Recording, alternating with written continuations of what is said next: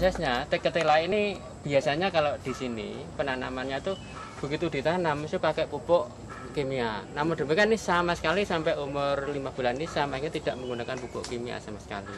Nah, ini pada waktu proses pertama, itu pada waktu akan bertanam, itu bibit setelah kita stek dengan kepanjangan itu sekitar 5 cm sampai 10 cm, itu kemudian kita rendam dengan air yang kita beri NASA minimal 6 jam.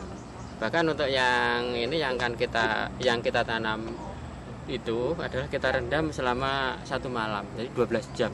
Untuk kapasitas tanaman 1 hektar ini kami hanya menggunakan pupuk NASA itu kalau tidak salah untuk perendaman nanti butuh 5 botol. Setelah itu kemudian kita tanam. Nah, saya sendiri tuh kaget. Kalau biasanya umur 1 bulan, satu bulan itu biasanya itu tumbuhnya itu baru sekitar 2 sampai 5 cm. Ternyata ini umur 2 minggu sampai umur 20 hari itu tumbuhnya itu sudah sampai 4 cm. Setelah umur 1 bulan lebih itu ketinggiannya sudah hampir mencapai sekitar setengah meter. Kalau biasanya untuk setengah meter itu ketela umur 2 bulan sampai 3 bulan. Nah, kalau 5 bulan biasanya ketinggian itu pohon paling-paling untuk pohon ketinggiannya baru 1 meter dan maksimal tingginya ketela ini adalah 1,5 meter. Namun demikian kita bisa dilihat di sini bahwasanya ketinggian ketela ini umur 5 bulan tuh sudah mencapai sekian ini. Kira-kira rata-rata hampir 2 meter lebih ini. Ini lahan yang tidak menggunakan pupuk NASA dan juga tidak memakai pupuk kimia. Kita lihat pertumbuhannya.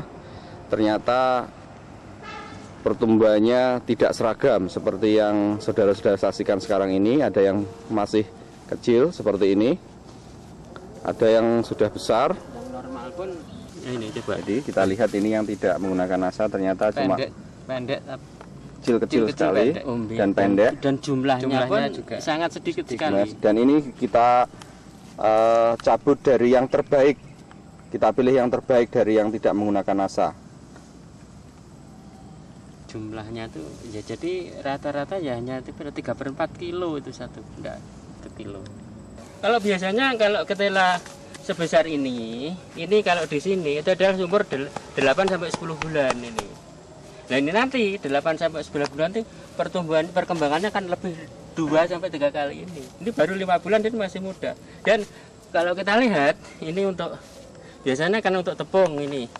Bukan untuk konsumsi biasa tapi untuk tepung ini. Nah ini kadar tepungnya sudah cukup bagus, lihat putih ini. Nah ini.